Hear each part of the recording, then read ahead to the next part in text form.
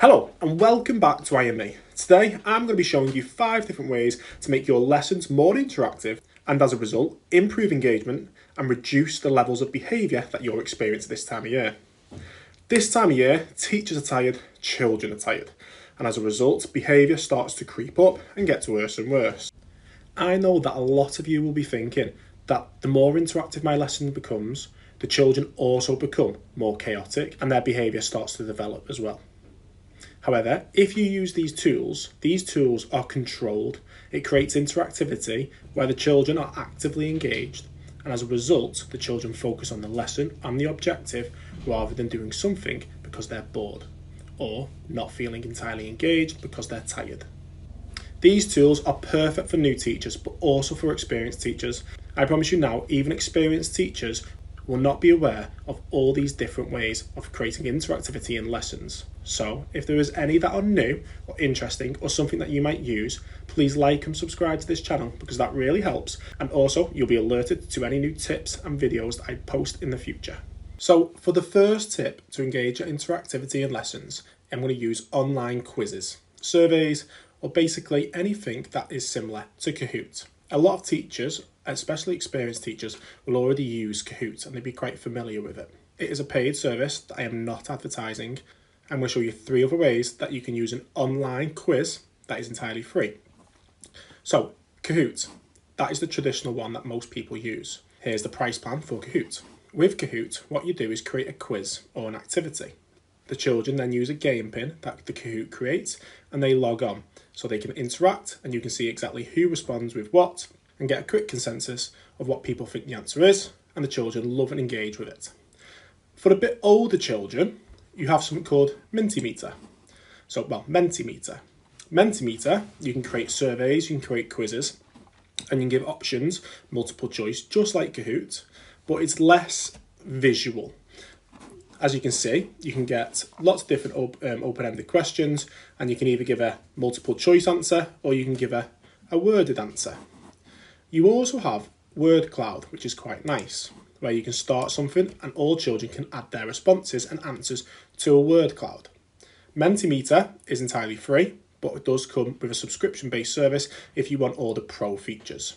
And finally, another free, but also comes with, let's say, a freemium. It is free, but you can get a premium version, is Blookit. So Blookit, basically spelled like book, but with Blook.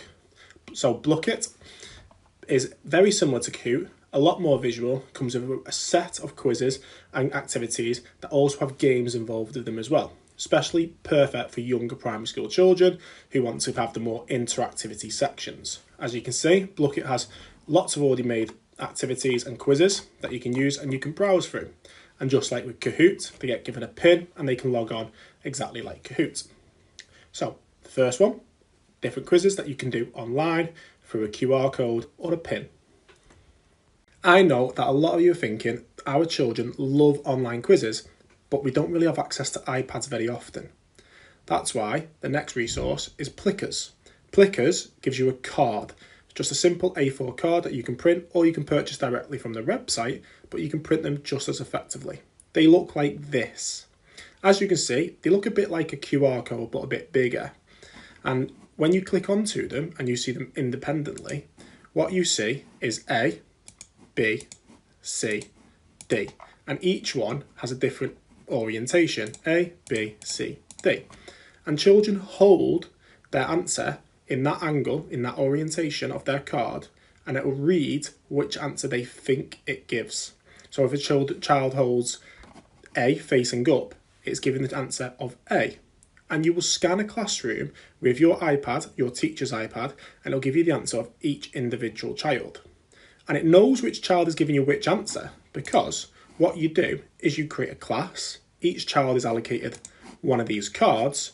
And then when you write a quiz and it has an answer, A, B, C or D, it will tell you which child chose A, which child chose B. So let me quickly recap that again.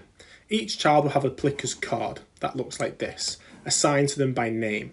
They will hold their card in the way that they want to orientate it for their answer, whether it's A, B, C or D. And then with your quiz, they will answer your question and the results will show on the side on your iPad. after you've scanned it. Quite cool. The limitation is they only have a multiple choice of 4, but it is very cheap. You only need 1 iPad in the classroom, and the children absolutely love it. They love keeping care of their little Plickers card and protecting it. It's fantastic. Now, number 3, and that's one that children always associate me with, and that's bringing a ball into the classroom. I know a lot of teachers will be very sceptical about bringing a ball into the classroom, but just bringing a ball out gets so many eyes right on you straight away. The ball I always bring is often a sponge ball. It can be a small tennis sponge ball or a larger football sponge ball. It doesn't matter. They bounce the same, they don't hurt, they're completely safe. Obviously, you've got to trust your children not to chuck them around, but you have that conversation with the children before you bring it into the classroom. And there's 3 games that I tend to play.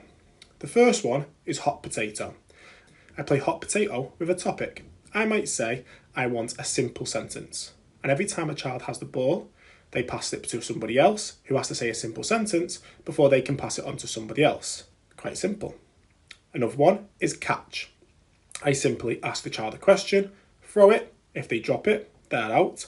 If they catch it, they've still got to answer a question or they're out.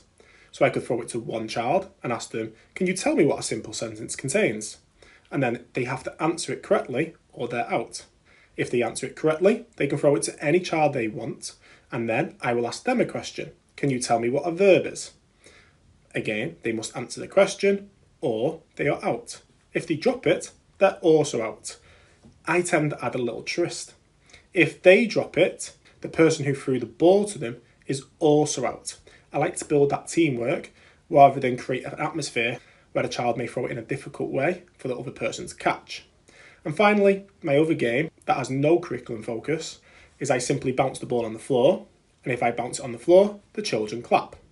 If I pretend to bounce the ball on the floor and they clap, they're out. Or if I bounce the ball on the floor and they don't clap, I'm out. A few little fakes, and soon enough, everyone's basically out. The first few times you play that game, if you fake it, most children will clap. Pretty quick to get them out, but the children absolutely love it. Number 4, exercise videos. You can do these in the form of like a wake up and shake up, where a child dances to movement or expresses themselves to movement according to the video that's on display in front of them. Or you can do it with a quiz. I have a quiz at the moment for the year 3 class for fractions. And basically what it does, it has a question on top and answers. The answers also have an action that the child must choose. These actions allow the children to move, but also helps you understand whether the child has the ability to answer the question. Children love the actions, they love the movements, and it's helping them recap questions in maths or English. Another YouTube channel is Moving Time Academy, which also has lots of great activities. The questions are quite simple and allow younger children to move different actions and different movements with the questions that they're being posed. I will be creating more of these type of videos to allow teachers to use to develop interactivity, but also specific questions targeted at mental arithmetic in Key Stage 2. So make sure you like, subscribe, and make sure you tick that notification bell so when I do post a new video, you're alerted to it straight away. It also helps me out. Thank you. My 5th and final way to get people more interactive in lessons is to take learning outside. And I'm not saying to take learning the entire lesson outside. Outdoor learning best works when you take a quick, short activity, maybe a starter, or an activity to break up the lesson outside for 5 or 10 minutes. Getting the children off their seat to do a quick activity allows them to actually reset when they're back on their main task. A couple of my favourite activities to do outside are 1, taking just a big piece of paper per group outside and getting them to share ideas. With a large piece of paper, you could also do relay races, where you have questions already set out on a piece of paper and children relay race to answer against other teams. The second activity that I often do, which I like, is post-it notes. I get children to use post-it notes and stick them around a specific area that matches the question that I give. For example, put a post-it note on every adjective that you can find and write the adjective on the post-it note. You can do that with nouns, you can do that with lines of symmetry, you can do that with vertices, lots of different ways that you can do post-it note activities. And finally, and my favourite one, hands down, are scavenger hunts, where children have to find specific areas that give them new questions that find a new area as well. Or the scavenger hunt could already have all the areas down and they've got to go to that area to find a question that unlocks a riddle at the end. I really hope you liked these activities and you got something useful out of the video. If you did, please like, subscribe, because it really helps me out. I look forward to seeing you again on my next video.